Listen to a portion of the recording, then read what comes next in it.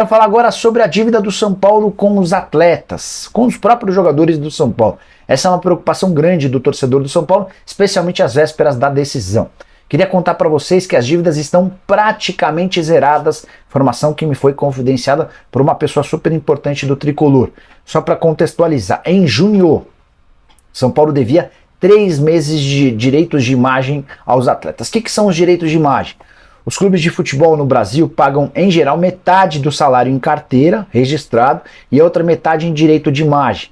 Por que isso? Porque paga-se menos imposto em relação ao direito de imagem e o atleta também tem menos desconto. Então, é a fórmula que se encontrou para que o atleta receba mais dinheiro e para que o clube pague menos imposto. Levando em consideração que o São Paulo tenha todos os seus jogadores recebendo 50% em carteira, 50% em direito de imagem, só para a gente fazer um cálculo básico de qual pode ter sido a dívida do São Paulo.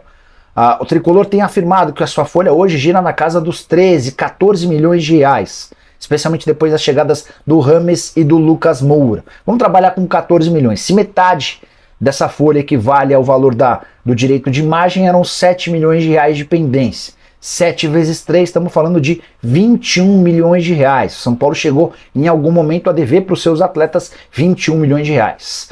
Com as classificações para a final da Copa do Brasil e semifinal da Sul-Americana, quartas de final da Sul, o São Paulo caiu para a LDU, mas com direito a arrecadações muito fortes nos jogos contra Palmeiras, Corinthians e LDU, São Paulo viu uma entrada boa, importante de dinheiro e praticamente zerou essa dívida. A frase que eu ouvi da minha fonte é, abre aspas, essa dívida já está quase zerada, falta bem pouco. Eu perguntei qual a cifra que falta, a pessoa falou que é uma grana bem pouco representativa que vai ser totalmente zerada com a receita da partida contra o Flamengo, jogo de volta marcado para 24 de setembro, é quando o São Paulo espera arrecadar cerca de 16 milhões de reais com bilheteria, os ingressos foram todos reajustados, seria de longe a maior arrecadação da história do São Paulo num jogo no Morumbi. Esse recorde pertence a São Paulo e Corinthians, quando 8 milhões e meio de reais brutos entraram nos cofres do Tricolor. Boa notícia para o São Paulo, que vai para as finais da Copa do Brasil sem pendências ou quase sem pendências com seus jogadores.